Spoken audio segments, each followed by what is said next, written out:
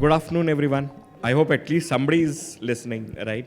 I know we've had quite a lot of sessions back to back, and probably we are the one who's sitting between you and lunch, coffee, tea break, whatever. But thanks to Financial Express for this, giving us this opportunity to speak, I think, on probably one of the most debated about topics when anybody talks about healthcare in India. Special thanks to all my panelists. I was doing a pre-panel briefing with them. 100 plus panels in the last 3 years, and probably this is the most toughest panel I've ever been on. I'm a core IT cyber strategy guy who does some bit of work on healthcare, and to talk about the entire population health management, it actually led me to write 10 odd pages of notes so that I could do justice to this. And when I started reading about it, it's not a new topic. It's been around forever. And we as a country especially faced the perils when COVID came. It hit the entire world by surprise. We were not the only ones. But I think we've done a fair bit of job, whether it's the entire trying to reach care to the last mile of population, or the digitization, or programs like Ayushman Bharat. So let me start with you, Deepak. Welcome. Your initial thoughts, please. Hi. Thank you, Jaspreet. I'm audible? Yeah. So like Jaspreet, I've been in healthcare for now about 3 years. Before this, I was one of the co-founders at Go. That's my background, so excuse me if I use some wrong terminology. I'm still learning. Just putting the disclaimer before we start. But yeah, the journey started around, kind of how do we can create a business which can create impact. And that's how, how can you do it for a larger audiences. And relating to the topic we are talking about here, is that how can you, as an organization, add value to the people and population health. And our learning started with when my team was building Arogya Setu, then we learned a lot of stuff around how the population health has been managed in this country. What kind of data sets are available, what kind of information is available. I luckily been part of some of the conversation and learned a lot during that period. And then we started building solutions around it, and we heard in last of some of the sessions that you can't replace a doctor. In my opinion, you can't also build a business if you don't have doctors on your side, unfortunately, in this category. You'll have to have doctors, whether they are remotely available or physically available, they have to be part of your business, otherwise it's just impossible to build this business. That's what we learned. And then looking at public health, we also work a lot with COVID. We are the largest private player. We have helped 30 million people setting up the COVID certificates or downloading the, or taking the appointments. When government opened up the public APIs for COVID, we were the first one to latch on and build experiences. So the myth about how do you reach to the remote locations, how do people consume? I think everyone in India, the good part about India is that we have mobile phone across. So reaching out was not a problem. We could reach out people in about 600 districts, states where, we could remotely never think in a business earlier when I was doing, and we could reach out to large audiences on travel side, but could never think of reaching out to those audiences ever. But as soon as we launched COVID, it was just there, right? It was just there, and data started flowing. Similarly in ABHA, created 3 million ABHA IDs now across the country. And I would say, if none of us seen the ABHA flow in any of the hospitals, should go to hospital right here in Delhi Central. There's a government hospital. The experience of appointment with ABHA is far superior than taking an appointment at Fortis Hospital or Apollo Hospital or any other private hospital. If you have a ABHA ID, you go to this hospital, the experience of just getting the appointment and getting to the doctor is far superior than the private sector experience. And it's just the beginning of this. So those are my learnings, and I'm happy to share more thoughts during the journey, but that's why we learned a lot. There are massive consumers coming from across the country. We do a lot of stuff, and we learn from them. So people taking BPM, just for an example, takes from all across the country, like 400 district people take BPM on their mobile phone. So if you have a mobile phone as a channel to reach out to audiences, there could be many things in public health or any other program which can help get the data. So those are my understanding and my learnings till now. Happy to share more. Thank you, Deepak. Great learnings from an Arogya Setu to COVID. And, I think we'll obviously try the entire reservation taking system that the ABHA ID use, because the private hospitals, as you said, sometimes it becomes a nightmare.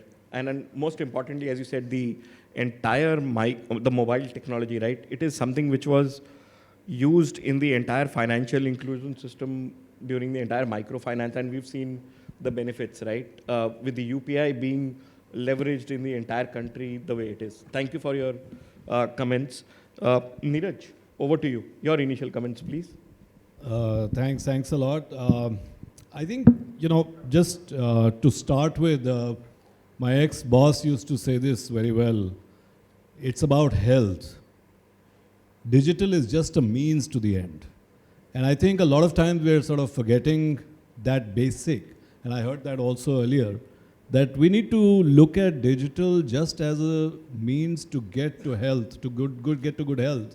It's not a solution by itself. Just before I start, I must admit I'm a little disappointed that there are hardly any women in the room. And I must also confess that I had actually, when I found out this was going to be a panel, I said I won't come on the panel and requested Bulbul to actually come on just so that we could get some sort of a gender balance. But I think health is it's very important that we have a gender balance when it comes to talking about health. And so thank you, Bulbul, for being here with us. Thank you so much. I think, when we talk about population, I was very happy that we're talking about population health management. And let me tell you that till about a year ago or 2 years ago, nobody was talking about it. But COVID taught us that health is all about equity. Health is not for the people who can afford or not afford. We need to bring equity because health has impact on all of us. And COVID showed us that. Health has also become a very political subject now, thanks to COVID. I know I shouldn't feel very happy about COVID, but that's something, for public health people, it's really brought it to the center. I mean, we have somebody who was selling dreams and now he's in the healthcare business, and I'm so happy to see you do that. So there's a lot happening. So what I would request this whole hall to do is to get on a helicopter and just go up. Imagine you're the health minister of this country and you've got 1.4 billion people to deal with. That is population health. That is your target audience. That is the number of people that you need to find solutions for. So if you just go there, I think the infrastructure that has been set up in the form of, the whole digital public infrastructure that the government is setting up, it's coming into place. It's pretty much there, and I think we've already heard that in the last few sessions. What needs to happen is individuals need to get on and get an ID. They need to start using that ID for their data and their records. But more importantly, I'm sure I see a lot of people from the private sector here. Are private healthcare providers coming onto that system or not? And actually that is the challenge. Unless every private healthcare provider, and that's, especially if you think about the large tertiary hospitals who have good HMIS systems, they are also not coming on yet. They're also sort of flirting around, waiting for the government to say you have to come on board. Government is not willing to say you have to come on board, and they've made it optional. But you have to. They will have to come on board. Unless they do, we won't have that data. 70% of healthcare providers or healthcare provision in India is through the private sector, 30% through government. Government systems will come on as we move along. Slowly that information will start flowing in.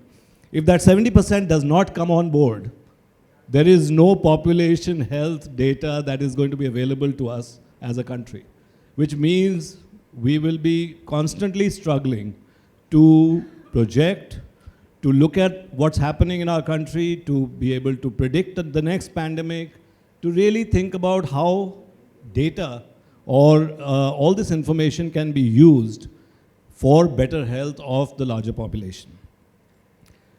A lot of conversations are happening around data replacing doctors or digital replacing doctors. Not going to happen. In fact, we did a trial with a AI-based solution called Eka.care in Nagpur.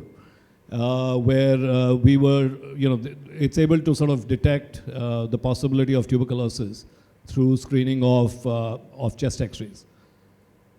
It is merely a screening tool. It is not a confirmatory diagnostic.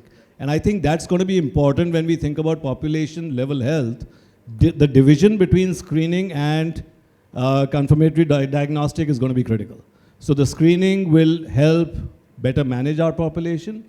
The diagnostic will always need human interface as we move forward, and that's going to continue to happen. With the data coming together, if we are able to pull this entire data of the entire country, both private and public, pull it together, then we'll be able to do predictive analysis, then we'll be able to actually start being able to manage population level health that the health minister of the country is responsible for. Not just public, not just private, but both together. There is a trust deficit. I'm hoping that we will overcome that. Just to finish, what we are doing currently as an organization, we are testing out a pilot in the slums of Mumbai, where we are going to private healthcare providers and trying to bring them on board on the digital health platform of the Government of India. I must say, we're very impressed. A lot of them are signing up. Not too many of them are using it. While they're signing up, they're not actually using those platforms as much as we would like them to. And there is a very strange kind of a mistrust also because a lot of this industry operates under the tax radar. So the worry is that the minute they start sharing data of health, there will also be questions around taxation. And I think we need to find a solution to that, and we have to bring all of these people on board. There are a lot of open source digital goods which are now, digital public goods which are now available. So our program in Mumbai, we actually have free solutions which we are offering to these small hospitals. They're all Government of India supported. They're all ABDM compliant. So those solutions are coming. But really that move of being able to get private healthcare providers on board is going to be critical. I'll stop there. Superb. Thank you so very much, Neeraj. Quick takeaways. How do we look at data, information? How do we make sense of it? When will private players come along, integrate with the entire public partnership piece? You mentioned something around the entire use of digitals from a screening versus actual diagnostic, which is, at least looking at what's happening, everybody would have heard about ChatGPT, right? If you see, that's just preliminary information coming at you, right? Which is very similar to the initial screening. How you make sense of that data, again, very, very important. And to the pilot that you're doing in Bombay, great initiative. But like you rightly said, a lot of times we've seen in our country, we latch on to an initiative, but how do we use it, right? May or may not, will actually decide the success. For example, pick up any government ministry and you've got subsidiaries, right? You've got the gas pipeline subsidiary, you've got the Aadhaar, etc. How do we mass enable it will decide the future, right? Look at UPI, right? It's been there since 2013-14. Only when demonetization and certain other aspects came in, COVID came in, people started using it much more. So I think that use case to develop is going to be very, very important from a public health perspective. Do we need another pandemic? I don't think so. I don't think so. So, Dr. Gupta, welcome. Your initial thoughts, please. Thank you so much. So before I introduce myself, one of the key things that I want to highlight for this panel, the title says necessity of the post-pandemic value-based world. I mean, for something like proactive population health, were we waiting for a pandemic to happen? I mean, we are 1.4 billion in population, and we were waiting for a pandemic to open our eyes. Somebody in the audience, talked about technology being a destructor rather than a disruptor. we need to ask ourselves, 1.4 billion people, with the current state of infrastructure and a 70-30 split between public and private, can we serve 1.4 billion? What about the right of healthcare for the last man standing? We cannot do that. And to introduce myself to the panel, I am Dr. Anuj Gupta. I am part of a company called Technology Healthcare Big Data Analytics. That's THB for you. And also I'm doing a research in University of Oxford on risk-based stratification to do task sharing, as Dr. Prabhakaran was talking about in the earlier panel. It is all about task sharing and leveraging technology. Technology is a tool. It is a supplement. It is not a replacement. We need to understand that. And even before technology, we need to ask ourselves, what are we trying to achieve? Delivering healthcare in pockets will never solve the problem of healthcare. We have to go back to the basic fundamentals of awareness, access, affordability, and see where a doctor can play a role, where a technology can play a role, where both of them can come together and play a role. I've been working with many of the healthcare systems and here in India and abroad, and trust me, a simple data analytics driven clinical SOP in a chronic management care can deliver an ROI of 18% without doing any damn thing. Just a automated patient engagement where you create the awareness. You tell them that if you are able to proactively manage your healthcare or your chronic disease progression through proactive testing and through proactive consultation, you can save X dollars in your lifetime cost of that disease, and that actually amounts to an 18% upside of revenue for a hospital. So technology and proactive population health management is very, very critical. And though I'm happy that post-COVID people are have started talking about proactive health management, but it should have come pretty earlier. The system should have woken up pretty earlier. But nonetheless, it is happening, and all I can say is that we should be moving forward. We should be harnessing the power of data, and it is very critical from the policy perspective. And implementation of all these things that we are talking about has to be top down. It cannot go from the user perspective. First, the system needs to correct itself. Then, the solutions need to build to the consumer end. So that's my perspective. Thank you, Dr. Anuj. Really top down. First, the policy needs to be there, and then we need to look at how does it reach the end user. And obviously, technology is a supplement and it's not a replacement. I think we've woken up to the fact. Last 2-3 years, a lot of people thought that, to give an example from a parallel industry, people thought that the moment you use autopilot, pilots would be out of job. Or let's go back 15, 17 years ago, when every bank started implementing the core banking application, they said all bankers will lose their job. Nothing happened, right? Every plane you still see, there are pilots sitting there, right? And probably doing their job. And in the 3 A's that you spoke about, right? Awareness, access, and most importantly, affordability is going to be the key on how do we devise this entire national, population health management piece. Thank you so very much. Arun, sir, your initial thoughts, please. Thank you, Jaspreet, and giving a very appropriate analogy of UPI and banking system. That banking system, when all the banking went into the internet banking, there was a perception that banking jobs will go away. Similar thing happens to the other all industries. See, technology helps in improving the efficiency and the quality.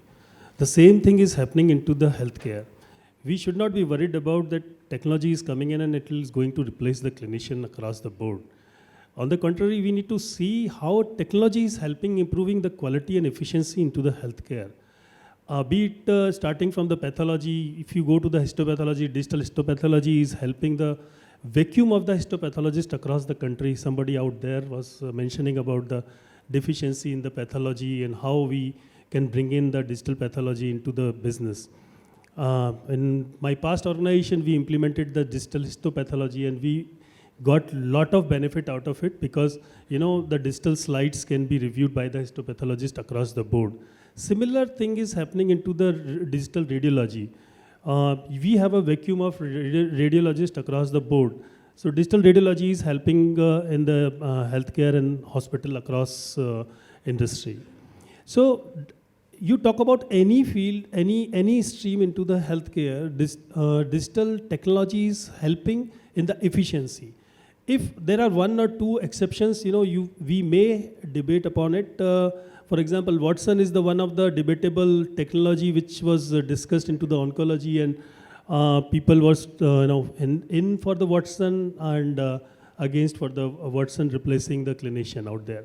But those technologies are suggestive and helping clinicians to take the technology or to care to the next level. That is what is my perception about the technology intervention into the healthcare. So far as the population health management, the topic which we are discussing about here is, I was the fortunate one when PM brought in the National Digital Health Mission, and I was the project director for the National Health Mission in the NHA.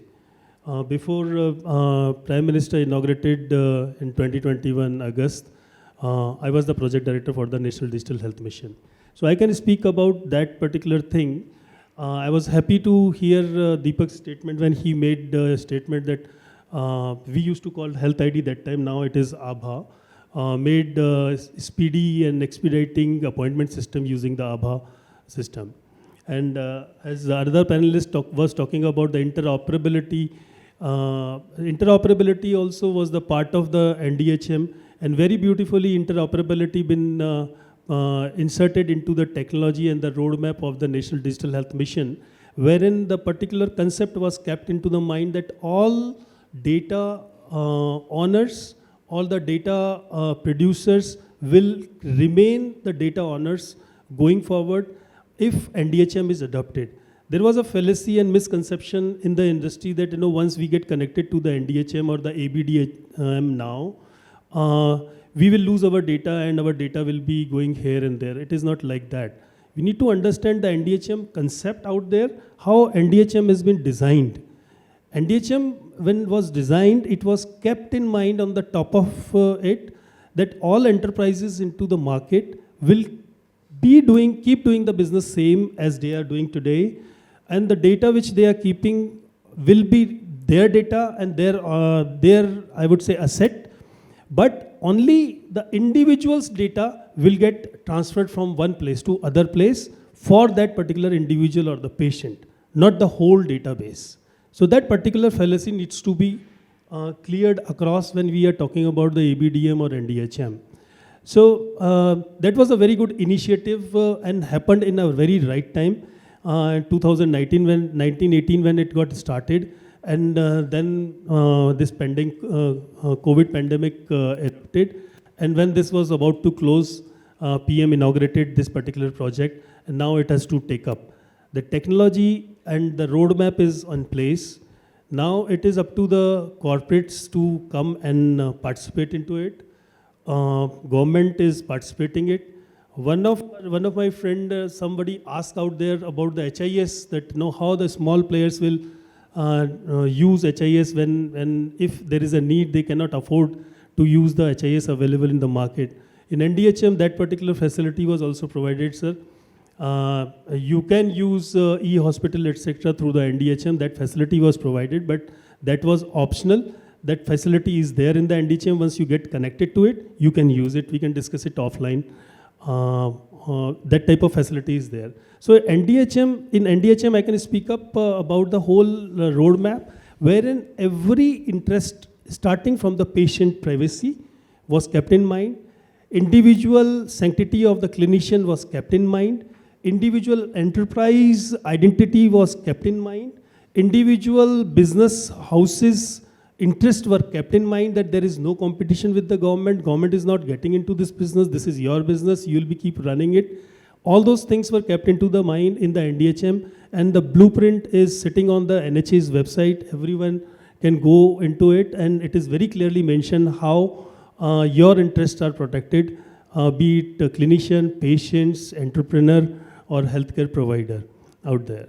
So that is what I would like to stop myself here, and we can discuss it into details about the digital technology into the population management. Thank you, Jaspreet. Perfect. Thank you, Dr. Thank you, Arun, sir. I wanted to ask you a question in the next round around security privacy. You've already answered some pieces of it, but I'll give you another. Once we come back to you, Sure. We'll talk about that. But thanks for highlighting, I think everybody sitting out there in this room is concerned about interoperability today.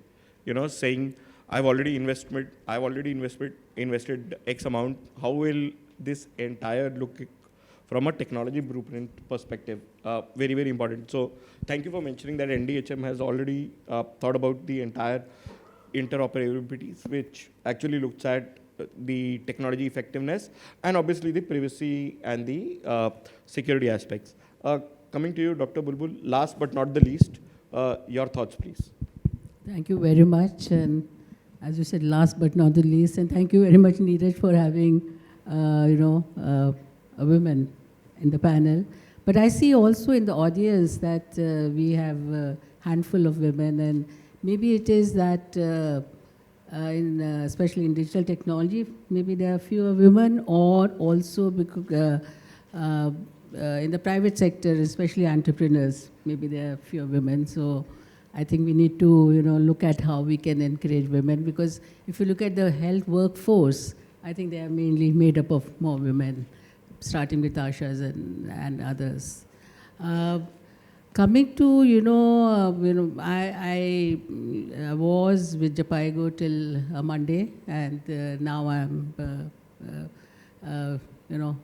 kind of freelancing, but I'll be sharing some of the experience that I've had of last 13 years with working with Jhpiego. In terms of technology, and we've been talking about, since morning, technology, I would say health sector has been a little slow to adopt technology. And I remember that way back in 2012-13, for example, we were working in the pre-service education, and we found that, and in Bihar we found there were 28 A&M, GNM schools, and each school had a couple of, faculty. And it was difficult for them to, actually provide quality pre-service education, and we started with virtual training. And it did pick up, but and they found that, we could, have a classroom through, a hub, and link up 4-5 schools, and not just have the classroom teaching, but also the skills could be imparted. But things were moving, but they were slow. And we had another program where we, in fact, digitalized the entire intrapartum care, the labor room, and this was done in 2 states in India.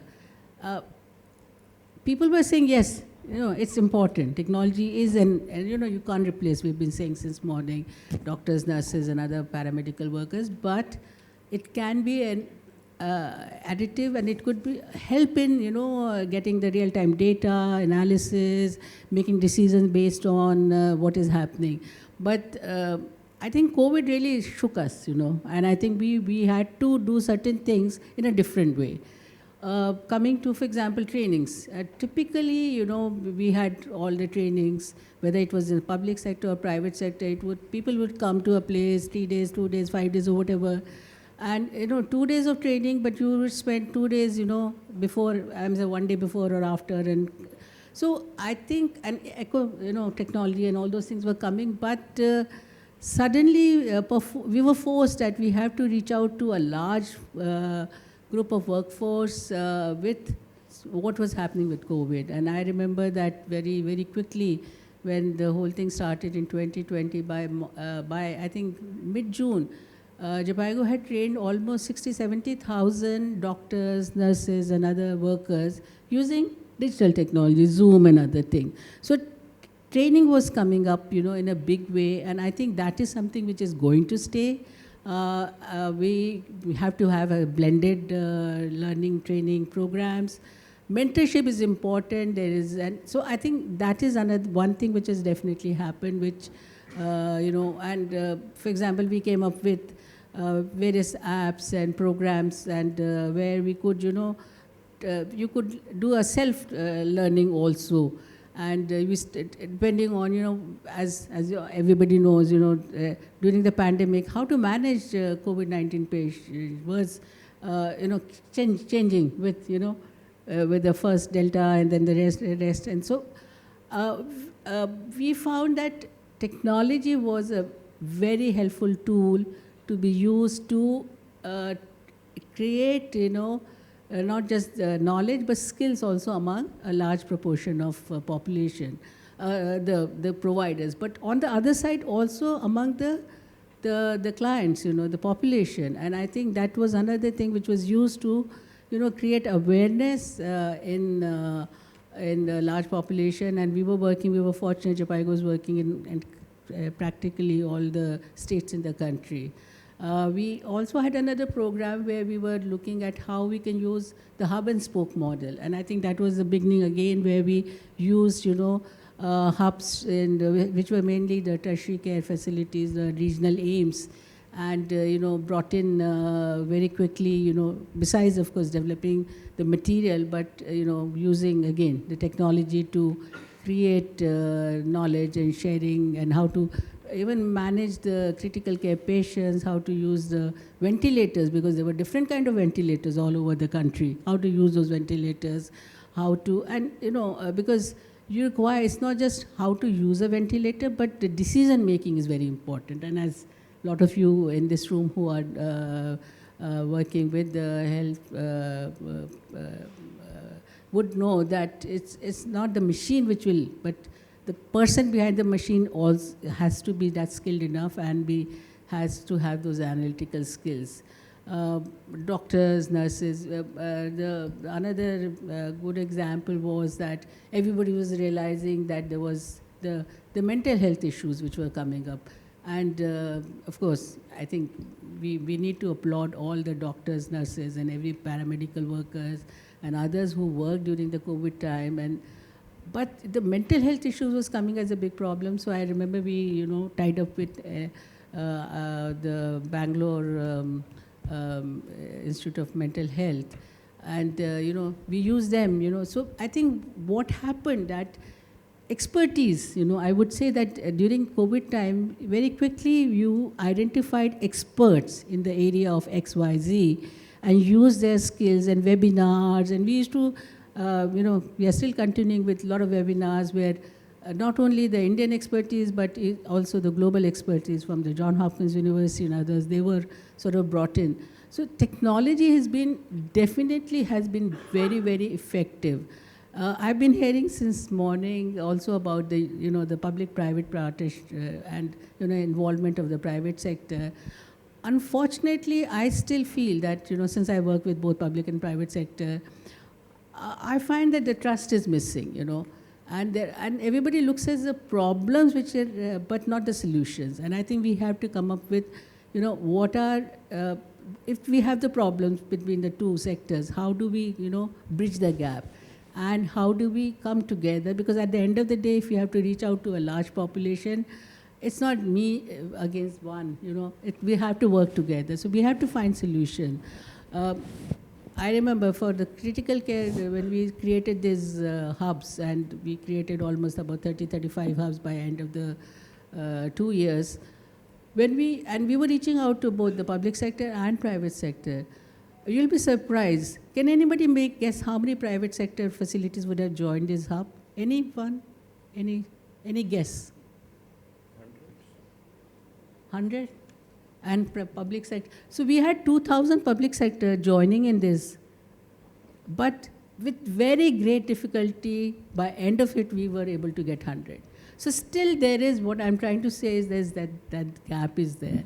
The other area is, and we've been hearing earlier also speakers talk about the data. So data is now the real-time data we are getting, lot of things. But I think still what is missing is use of the data. Multiple applications are there, because we work also at the community health, what we call as health and wellness centers. That data is being collected, but the use is something which we need to also somehow, and I think, and there are a lot of entrepreneurs who are sitting here, the startup, look at how you can ensure that this data is used at appropriate level, at the policy level, at the district level, at the tertiary care level, and at the facility level. But I think at the end of the day, it's also very important to look at how the communities have to be involved. Because at the end of the day, the health is, for the people, by the people. And I think we need to also look at how technology can help a common person who is sitting in Bihar, in Champaran, or some small village, how the technology can be connected. And I see that, today the divide between the urban and rural is decreasing. I'm sure everyone would have seen, everybody sitting with their, phone. Everybody has a mobile phone now. I think gone are the days when, we thought, mobile phones would be only one mobile phone or two mobile phone. Now everyone, in my house, earlier we had a landline. Now we don't use a landline because everyone, including whether it's a driver or our workers, have the phone. There is a lot which is there, and I think we talked about awareness. You talked about, awareness can be created about health in a very quick way by using, whether it's WhatsApp or, on the YouTube and other things. So there is a lot of information which is there, but the correct information has to be passed on. We were just talking just before, outside, that, for example, tobacco chewing has some, effect on the fertility. But those are the things which are not brought out. So I think it's important for us to also look at how we can use the technology for the betterment of the health of the people. And India is, I always tell, India is not one country. We all say it's one country, but it is, it's not homogeneous. You go to the northeast, is so different from Rajasthan, and Rajasthan is so different from Tamil Nadu. And, when we have to plan for 1.3 billion people, and as, it's going to increase, and we are already going to be number one populated country in the world, we have to find solutions which are more regional and something where, so I would say that let's keep the client, which is the population, at the center of this thing, and plan and design things, how we can help them achieve the better health. I'll stop here. Thank you very much.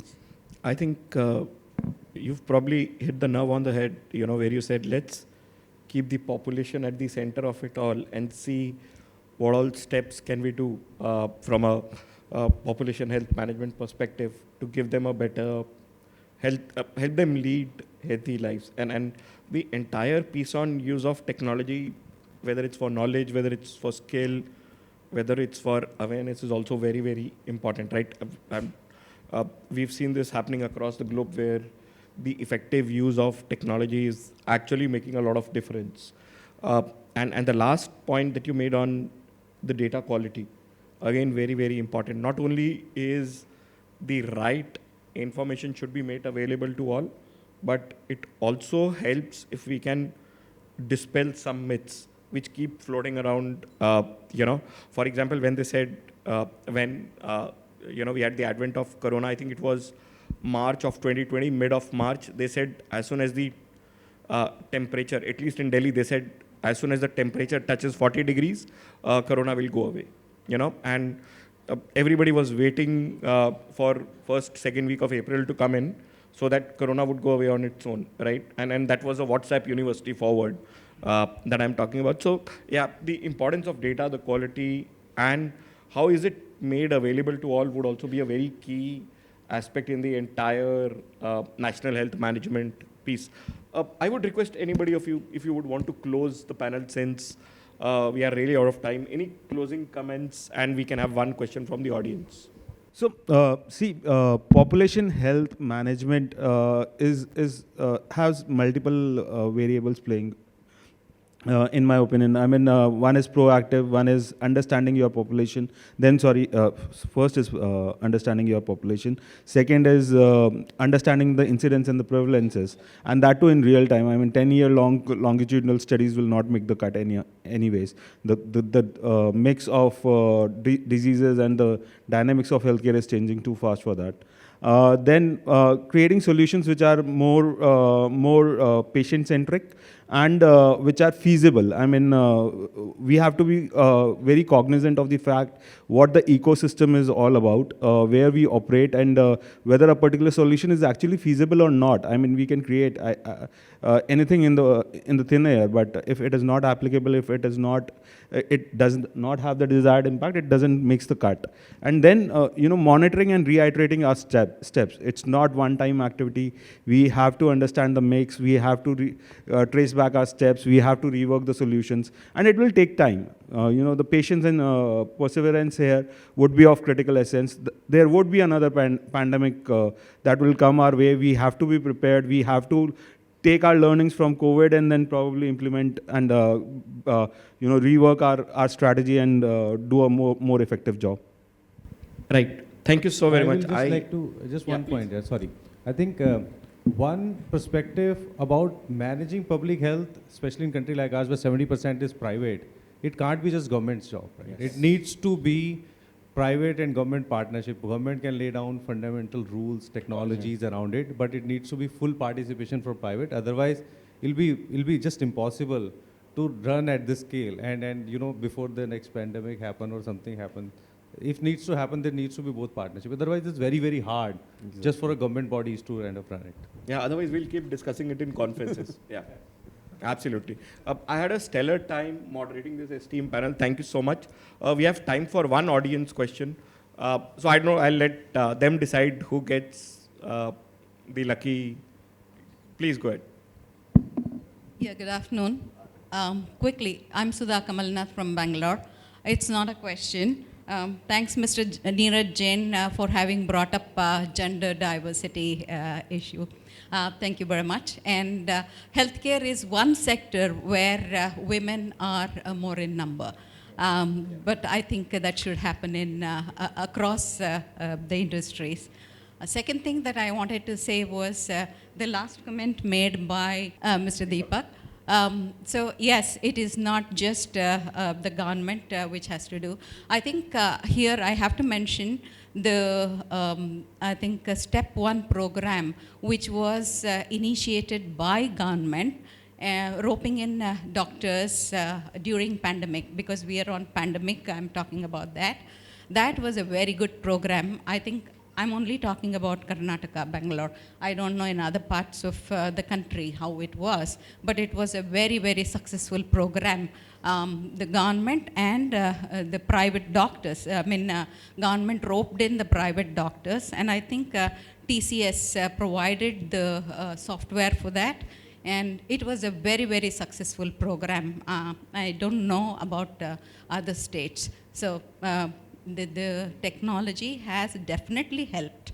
And government and the private sector or private parties have joined together and done a great job during pandemic.